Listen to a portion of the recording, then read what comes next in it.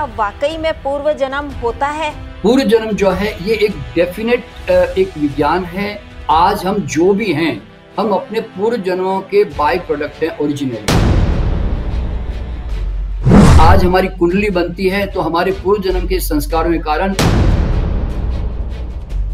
हमने पूर्व जन्म का जो अनुभव किया वो बहुत ही अनोखा अनुभव था। हम उसको छाती ठोक कर कह सकते हैं कि सचमुच ऐसा होता है। लेकिन मृत्यु का डर अगर दुनिया में कोई भी निकाल सकता है तो वो सिर्फ पूर्व जन्म गमन। क्या हिप्नोटिज्म पूरी तरह से सेफ है? तो हिप्नोटिज्म का मतलब क्या है? एक relaxing state of your mind है जहां पर आप किसी के सजेशन को एक्सेप्ट करते हैं। नमस्कार, D5 चैनल हिंदी देख रहे दर्शकों का मैं वंदना स्वागत करती हूं। आज एक बार फिर हमारे साथ जुड़े हुए हैं doctor NK Sharma ji. Doctor Sharma, आपका बहुत बहुत स्वागत है हमारे इस प्रोग्राम में। सबको मेरा नमस्कार, सबको मेरा नमस्कार। डॉक्टर शर्मा, कुछ लोग पूर्व जन्म में विश्वास करते हैं और कुछ नहीं करते हैं, तो क्या वाकई में पूर्व जन्म होता है?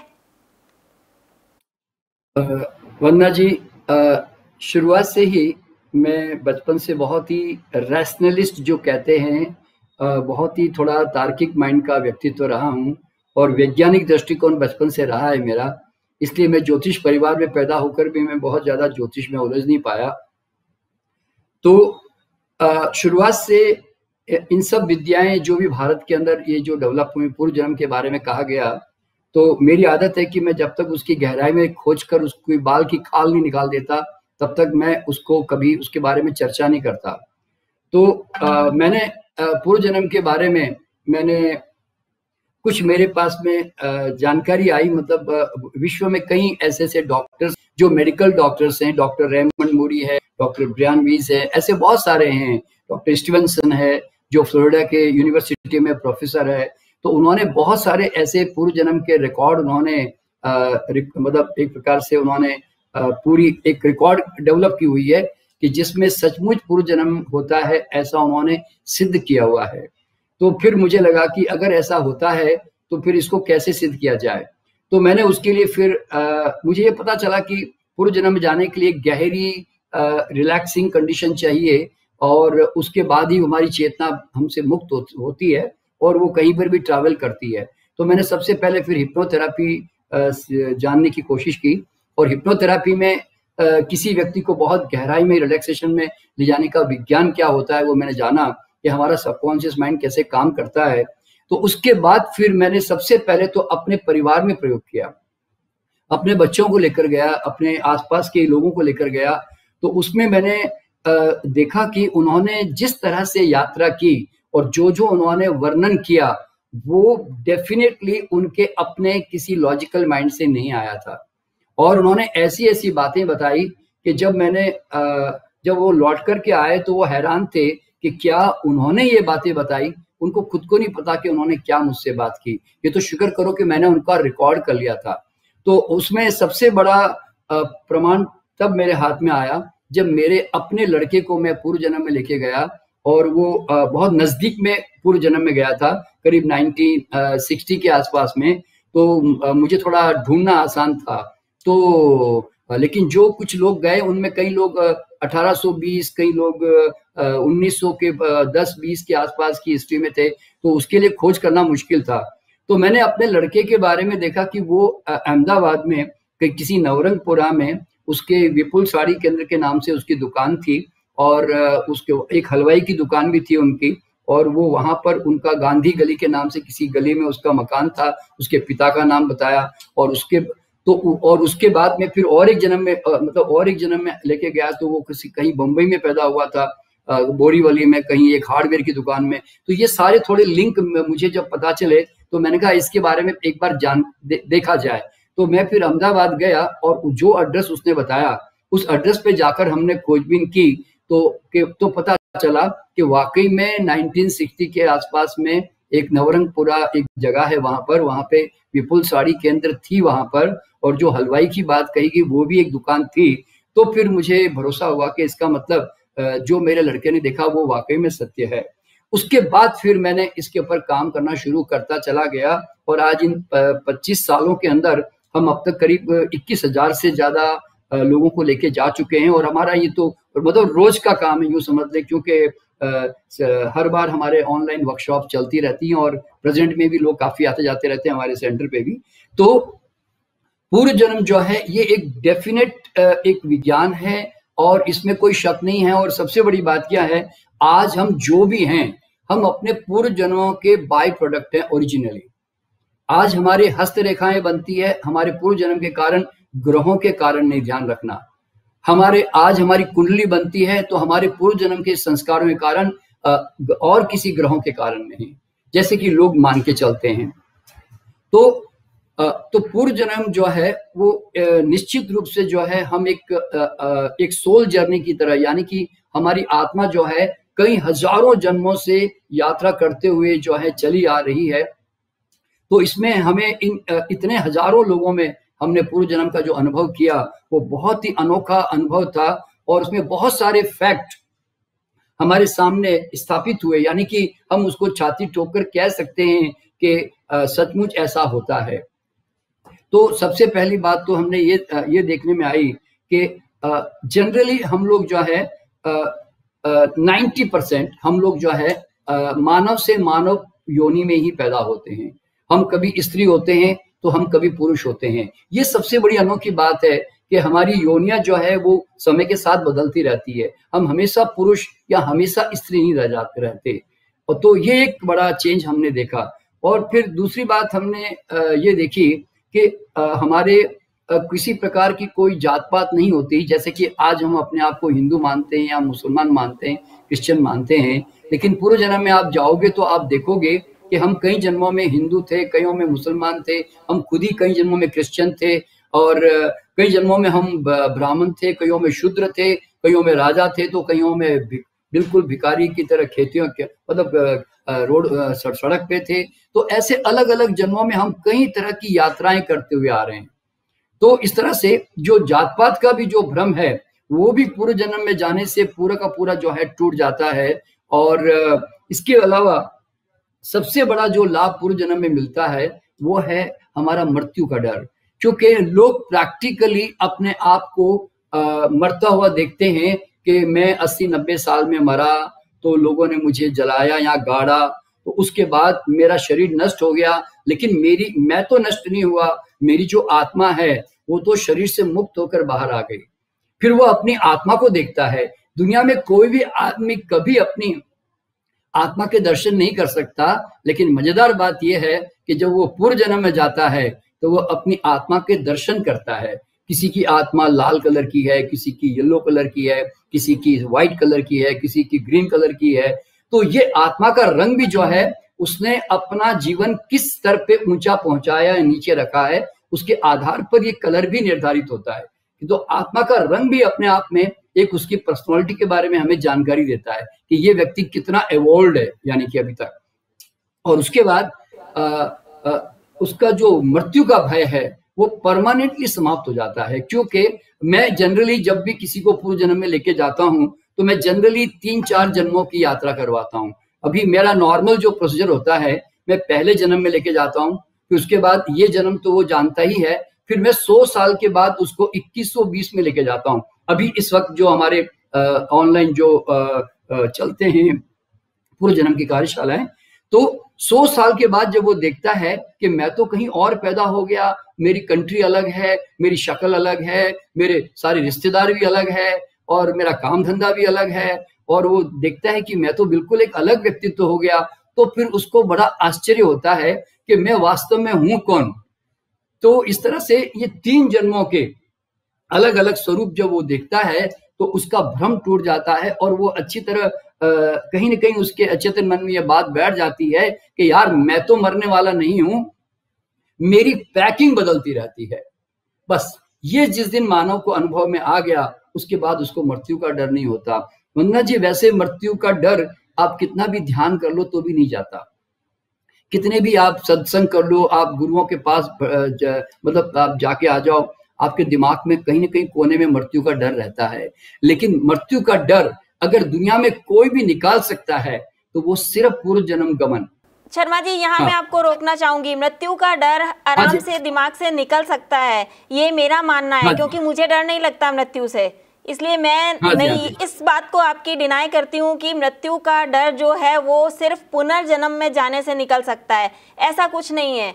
अगर इंसान जीवित हुआ नहीं है तो वो हाँ एक ना एक दिन मरेगा भी।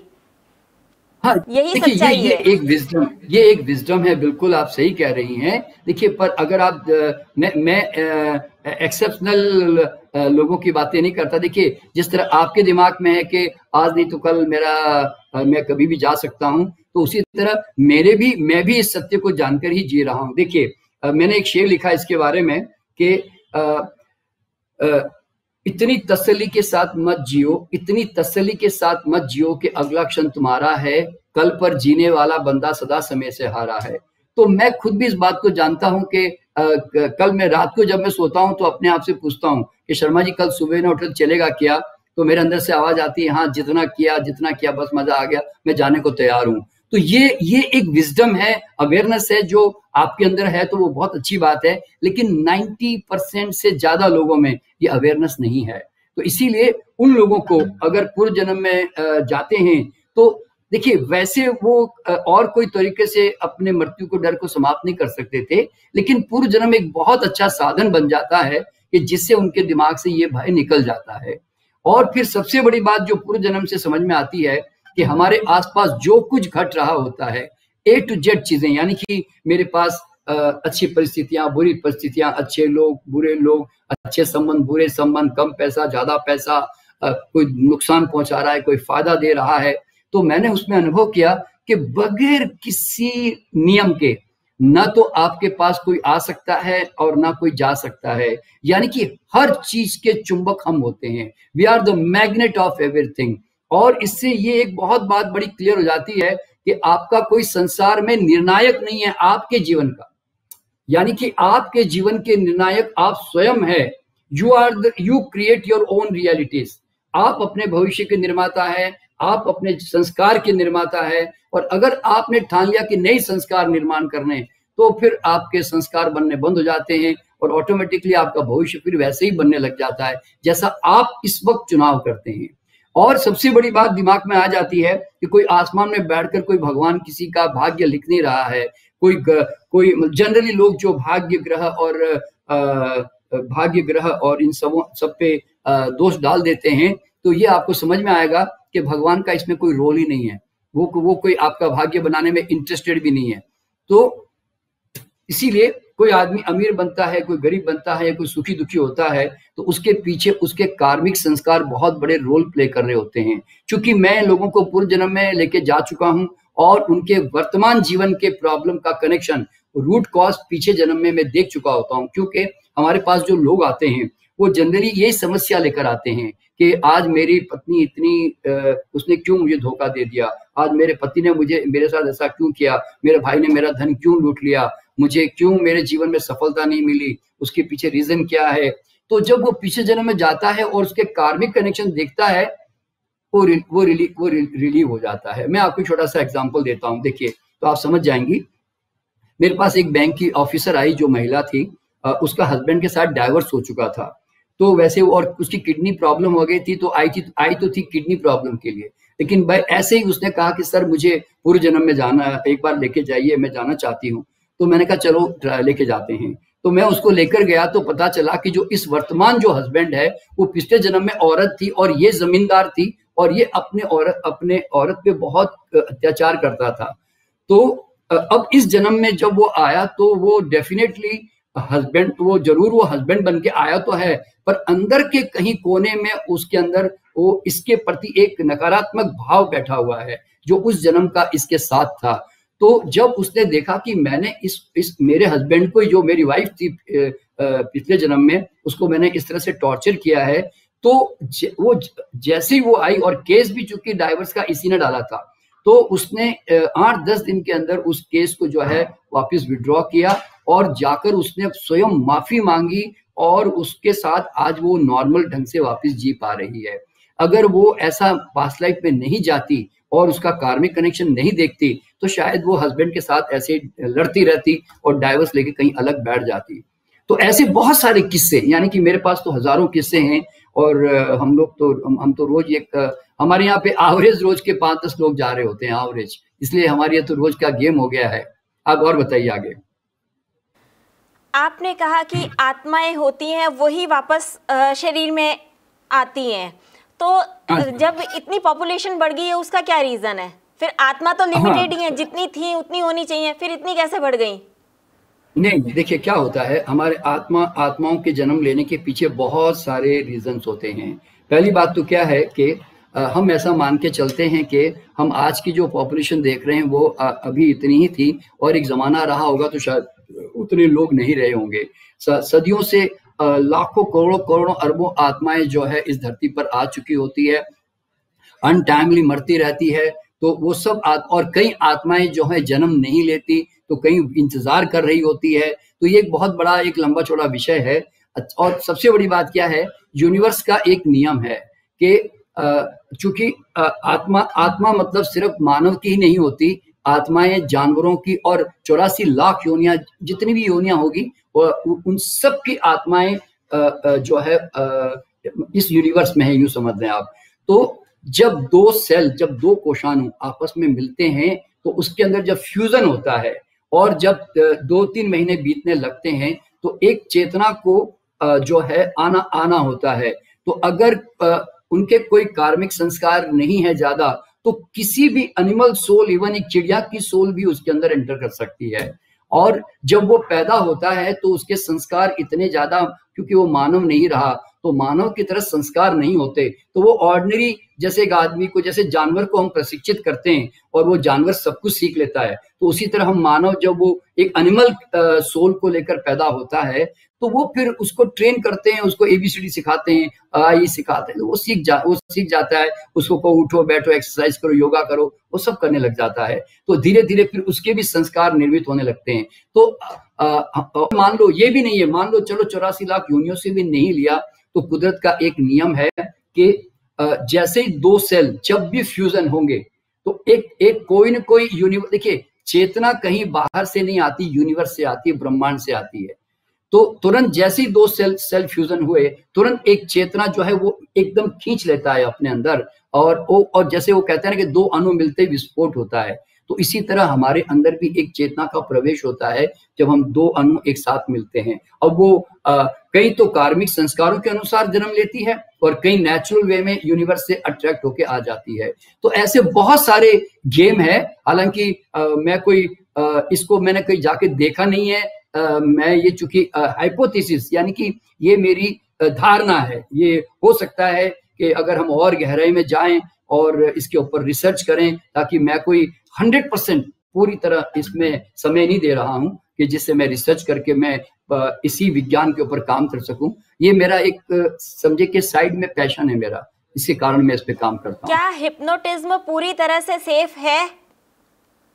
हाँ, देखिए हिप्नोटिज्म का मतलब क्या है कि जहां हम कल्पना में डूब जाते हैं वहां हम हिप्नोटिज्म में होते हैं। हिप्नोटिज्म का मतलब क्या है कि जहां हमारा मन जो है एक सर्टेन अवस्था में रिलैक्सिंग स्टेट में चला जाता है। हमारे मन की 4 अवस्थाएं होती है। एक जागृत अवस्था होती है, आप मुझसे बात कर रहे हैं, मैं आपसे बात कर रहा हूं, इसको आप हिप्नोटिक अवस्था नहीं कहोगे। लेकिन जैसे ही मैंने आंखें बंद की, थोड़ा मैंने कल्पना करनी शुरू कर दी, मैंने जैसे ही कल्पना करनी शुरू कर दी, मैं अल्फा स्थिति कहते हैं इसको, जो जनरली हर आदमी जाता है, तो उसमें वो स्थिति में जाने लगता है। और जहां रिलैक्सेशन हुआ, और हिप्नोथेरापी तो खैर आज देखिए वर्ल्ड वाइड जो है, अब वो तो क्लिनिकल हिप्नोथेरापी आजकल वर्ल्ड वाइड अब तो रिकॉग्नाइज थेरापी है, और कई हॉस्पिटलों में अब तो कई डॉक्टर्स काम कर रहे हैं इसके ऊपर। तो अब तो हिप्नोथेरापी तो कोई अब कहना मतलब कोई जरूरी नहीं रह गए।